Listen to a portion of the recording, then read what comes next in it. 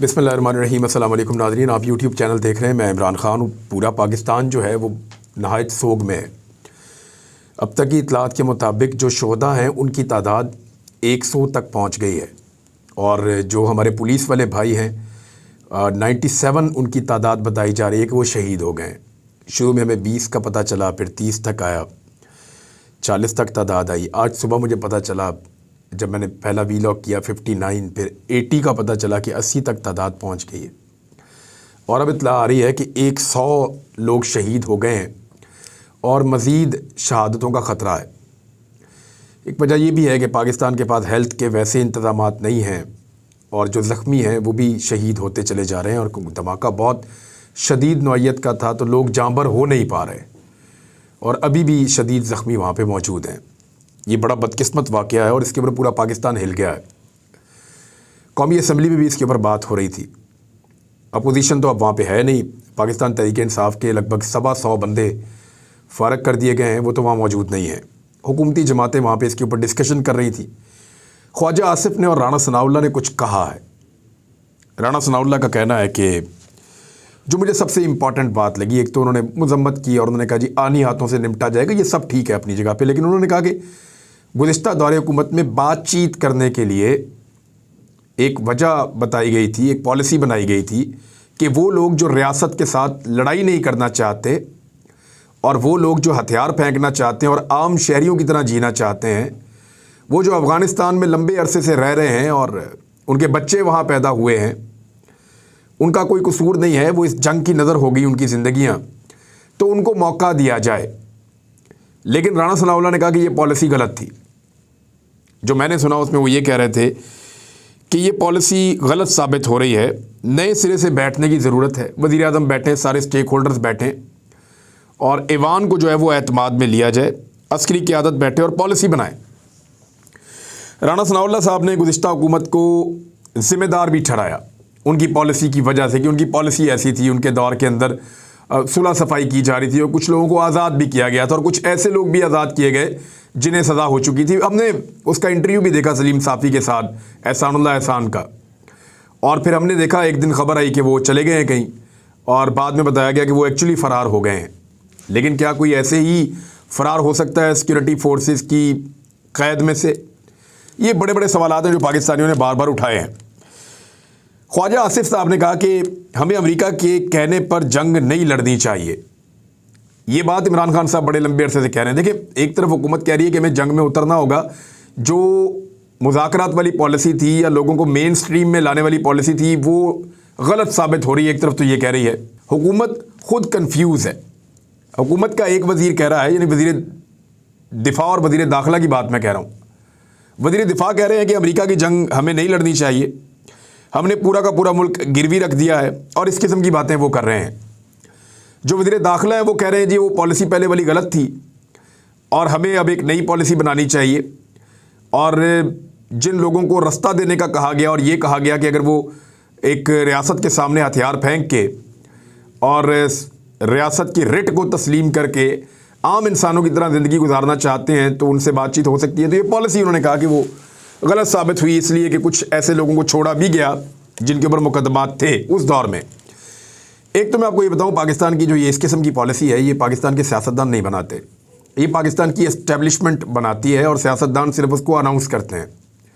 Establishment की मर्ज़ी होती है, मुज़ाकरात शुरू करते हैं, एस्टेब्लिशमेंट की मर्ज़ी होती है, ऑपरेशन शुरू करते हैं, और वो मुल्क के मफाद में ही कर रहे होते हैं। उनको आइडिया होता है कि अभी जंग की ज़रूरत है, मुल्क को इस तरफ लेकर जाना पड़ेगा, लड़ाई लड़नी पड़ेगी, उनको पता होता है कि, लेकिन मुल्की मफाद में बाद औक़ात गलत फ़ैसले भी हो जाते हैं।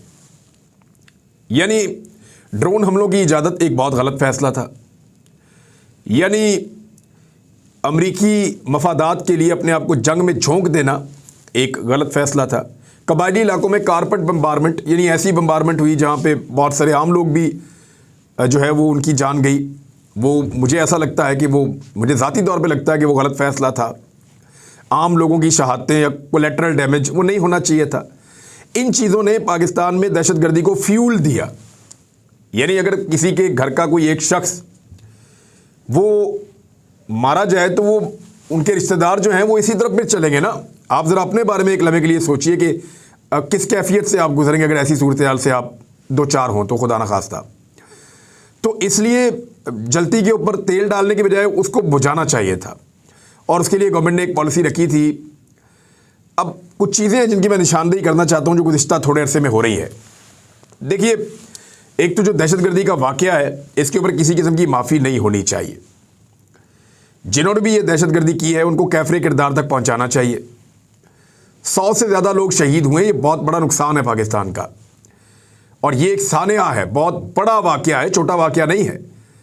हमारे लगभग 100 के करीब पुलिस वाले इस कौम के बेटे जो हैं वो शहीद हुए हैं। बड़ा अनफॉर्चुनेट है, बड़ी बदकिस्मती है। मस्जिद में वो लोग नमाज पढ़ने गए हुए थे, बेहतरीन पुलिस वाले थे। यानी जो नमाज का पाबंद है वो एक बेहतरीन पुलिस वाला ही होगा ना, जो अपनी वो ड्यूटी पूरी कर रहा है तो वो ये ड्यूटी भी पूरी करता होगा दुनिया की। जिसको आखिरत की फ़िक्र होती है वही दुनिया के अंदर बेहतरीन परफॉर्म करता है। तो हमारे बेहतरीन बेटे जो हैं इस मुल्क के, उनकी जानें गई हैं। बहुत अफसोसनाक वाक़या है, काफ़ी दिलगिरफ्ता है पाकिस्तान पूरा उसके ऊपर, और मुझे खुद बहुत दुख है। मैंने इस तरह के वाक़यात खुद जाकर कवर किए हैं। मैंने पुलिस वालों की लाशें खुद भी उठाई हैं। जब हम 2008-2009 में हम कवरेज किया करते थे तो बड़े खौफनाक वाक़यात होते थे। अल्लाह ताला पाकिस्तान को दोबारा वहाँ कभी ना ले जाए। पाकिस्तान में दहशतगर्दी गुज़िश्ता कुछ अरसे से बढ़ रही है। इसके बारे में बार बार मैं अपने वीलॉग्स में ख़बरदार कर चुका हूँ, और बहुत मरतबा बाकी लोग भी ये कह चुके हैं, और लगातार अदाद-ओ-शुमार आ रहे हैं। तहरीरी तौर पर भी ये चीज़ें सामने लाई जा रही हैं, लेकिन ऐसा लगता है कि इसके ऊपर तवज्जो नहीं दी जा रही। मुराद सईद लंबे अरसे से इसके ऊपर चिल्ला रहे हैं। उन्होंने कई मरतबा ये कहा, मुराद सईद ने, कि दहशतगर्दी को एक डिज़ाइन के तहत, एक मंसूबे के तहत ऐसा लगता है कि पाकिस्तान के अंदर लाया जा रहा है। अफ़गानिस्तान से मुसल्लह लोग पाकिस्तान में दाखिल हो रहे हैं और उनको रोका नहीं जा रहा, बल्कि वो स्वात के पहाड़ों तक पहुँच गए हैं।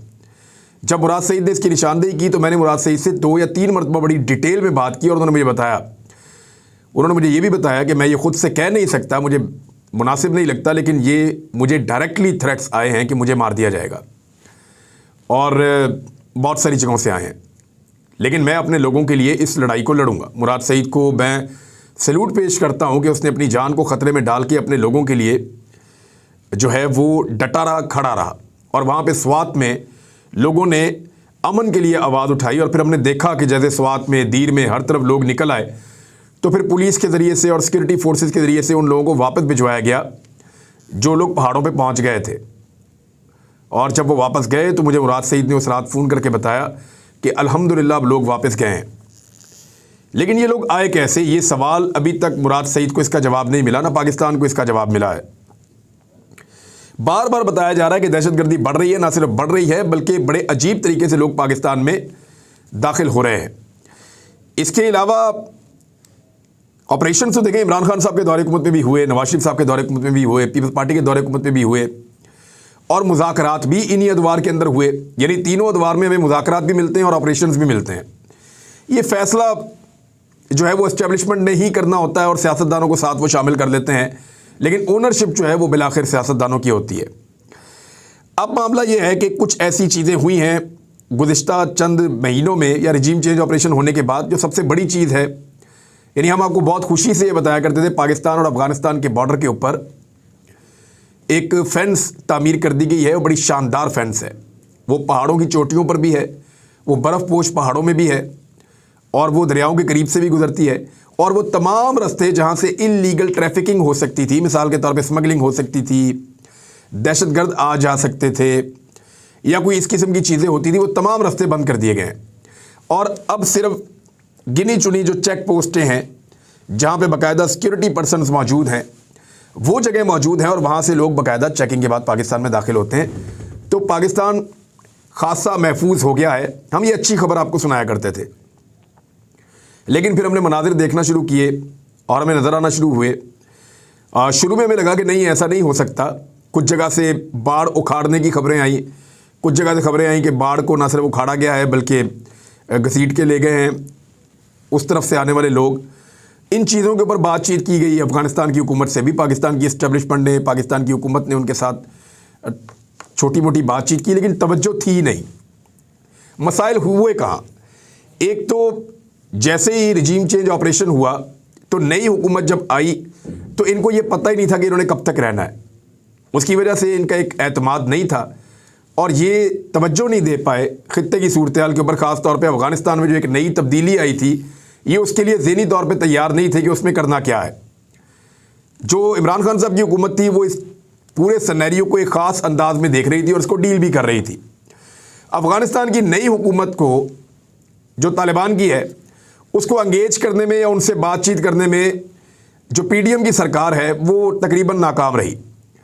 भारत जिनके बहुत बुरे ताल्लुकात थे अफ़गानिस्तान में बनने वाली नई हुकूमत के साथ, उन्होंने अपने ताल्लुकात बना लिए, कुछ ना कुछ करके बातचीत करके कुछ ना कुछ रास्ता उन्होंने निकाला।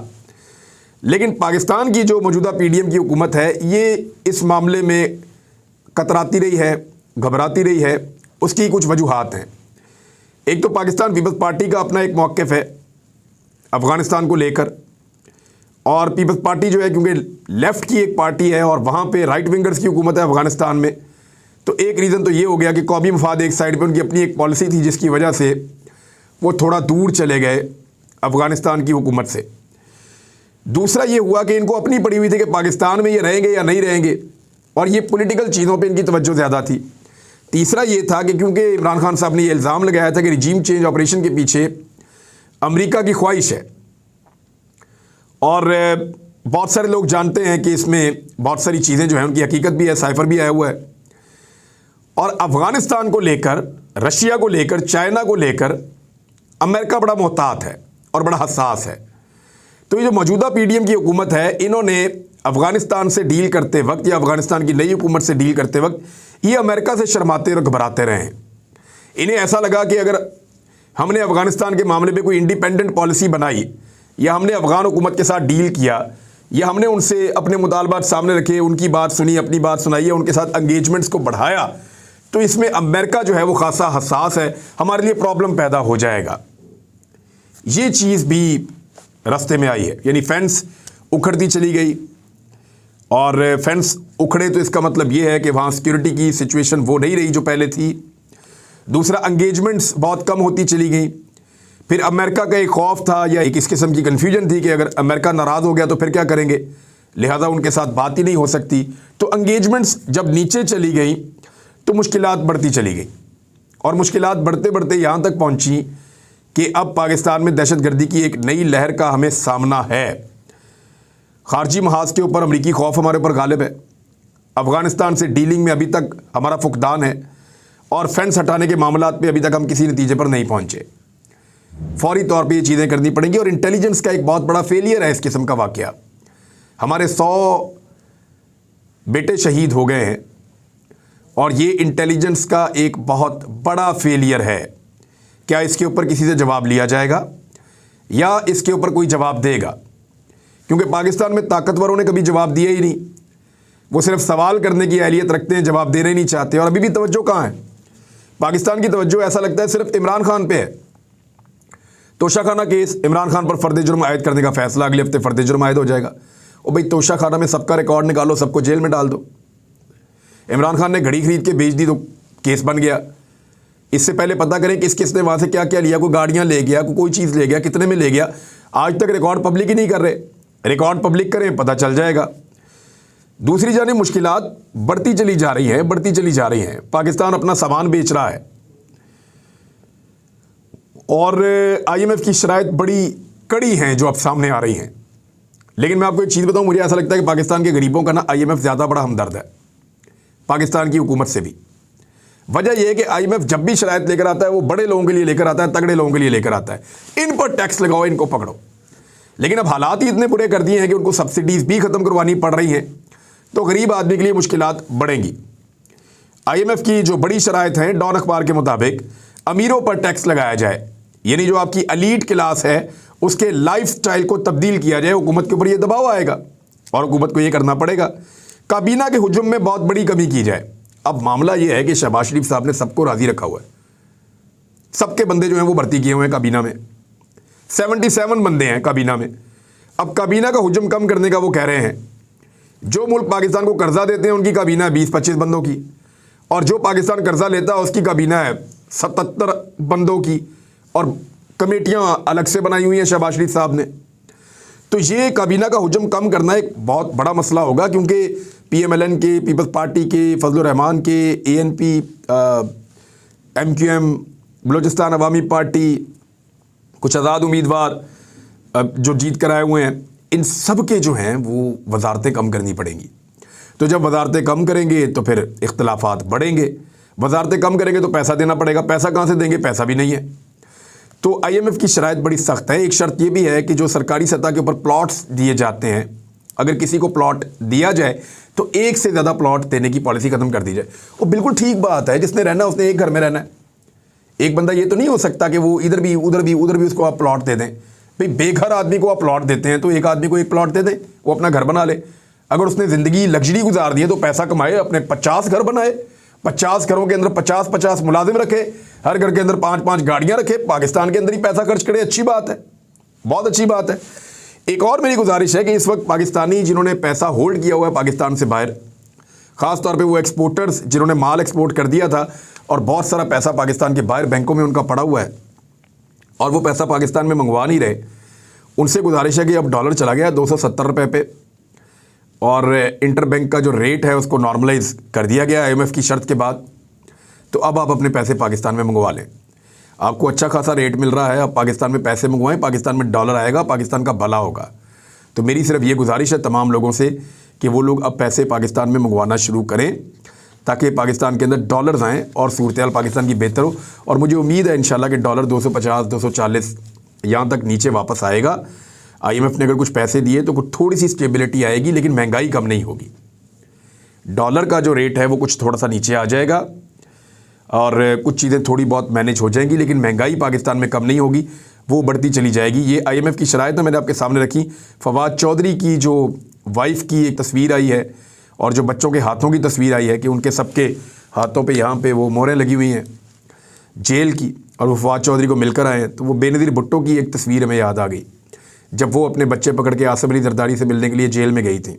तो ये वैसे ही मनाज़िर लगते हैं कि फवाद चौधरी की वाइफ भी फवाद चौधरी से मिलवाने बच्चियों को लेकर ऐसे जेल में गई हैं। लेकिन बात एक बड़ी इंटरेस्टिंग है कि पहले जो काम सालों में जाकर होता था ना, वो अब दिनों में हो जाता है। शेख रशीद कहते हैं कि हम कई साल अंदर रहते थे, खबर नहीं छपती थी, और अब जो कोई लीडर अंदर जाता है फौरी तौर पे पूरे मुल्क में आग लग जाती है। तो जितनी तेज़ी से ये चीज़ें फैल रही हैं, जितनी तेज़ी से ये चीज़ें हो रही हैं, काश हमारा मुल्क भी इतनी तेज़ी से ठीक हो जाए। और हो सकता है, याद रखिएगा, हो सकता है। अगले वीलॉग में कुछ और चीज़ें बताता हूँ इलेक्शन के हवाले से। अब तक के लिए इतनी, अपना ख्याल रखिएगा, अपने चैनल का भी। अल्लाह हाफ़िज़।